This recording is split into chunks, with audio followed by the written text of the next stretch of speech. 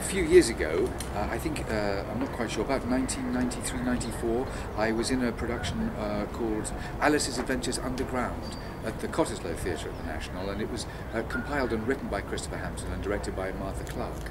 And it was just not well received, and with some regret. And I've been associated with Lewis Carroll before. I screen tested for a film called Dream Child, which was a Dennis Potter version of Lewis Carroll's relationship with Alice Liddell, who later became the main focus for Alice in Wonderland, the book. And both times I was frustrated for whatever reason. And so when the opportunity to play Lewis Carroll, or the Reverend Charles Dodgson as he was originally known, came up, it was of some interest to me. So I read the script, and it was very, very complex. At one point, it's on one level, it's very simple, highly intelligent, but amusing entertainment, and on another level, it reaches depths or areas of Charles Dodgson's life that have not been discussed or illuminated before. So, of course, it's going to be very, very interesting. And there are various people attached to it who were very interesting for me. The composer, I wanted to sing songs in public for the first time. I wanted to, Susanna Pierce, and I wanted to work on a Gyles Brandreth script, and I wanted to work for Iqbal Khan, the director.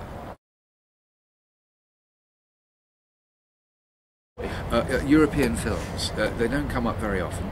I've been in Italian films and French films, and it's very, very exciting because in the 80s, when I first started doing that, I thought that we were all part of Europe, and I went to work in Italy and France, and it was just terribly exciting. Their film industries are far better organised and larger than England. In France, of course, it's subsidised. In Italy, they have a passion for it. We have a passion for it, and we're undercut. We're cut off at the knees, really, by lack of subsidy or lack of investment, and then interference with investment.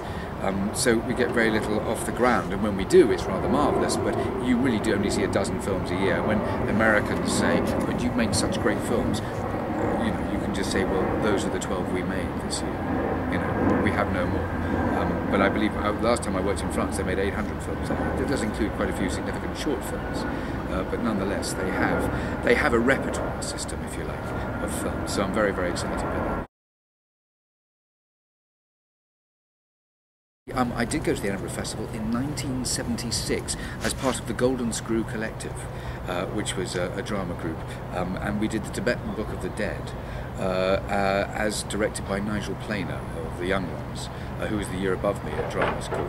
However, I backed out before we opened and went on holiday to Spain instead, but I did see the show and it was very good. So this will be your Fringe debut then? It will be my Fringe debut in a rather luxurious way, I have to say, in the ballroom of the Assembly Rooms. It's not tough surroundings, really, not tough conditions. Well, reviews of any kind have a serious effect on me. If they're good, I become hopelessly euphoric. I don't play the reviews. I mean, everybody else gets treated properly on stage. I don't start going, I think you'll find it's about me, and nudging them out of the way. And if I get negative reviews, it's really difficult to cope with. Usually during the day, not during performance. In performance, I've had an agreement with the director and the writer, and I stick to that, and the composer in this particular case too. And I will just stride on. That's absolutely no problem. But outside of the performance time, it's seriously affecting, and there's no way around it. That's what happens. Good, bad, or indifferent, which must be the worst, indifference. You just have to get on with it. I really don't know how much opportunity there is for a young actor. I would hesitate. I would be tempted to say that there is less opportunity for an actor now with the deconstruction of the repertory system, the infrequence of the Fringe, which was a burgeoning sort of industry when I started, albeit low budget, without the very predictable structure of English television. I would say that it's more chop and change. When I see young actors' credits now, they credit themselves, they list as their credits stuff that I wouldn't have dreamt of mentioning, like a play reading here, you know, for which you don't get paid and it lasts 2 hours and no one ever sees. But that's a credit now, because those are the opportunities that come up. There's nothing else for it. If you want to be an actor, it shouldn't occur to you that there's anything bad about being rejected, or that it's difficult. It isn't. It just is what it is. And one of the perks of that is that your life will be unpredictable, and that is tremendously liberating. And for other actors to talk amongst each other, that's absolutely normal.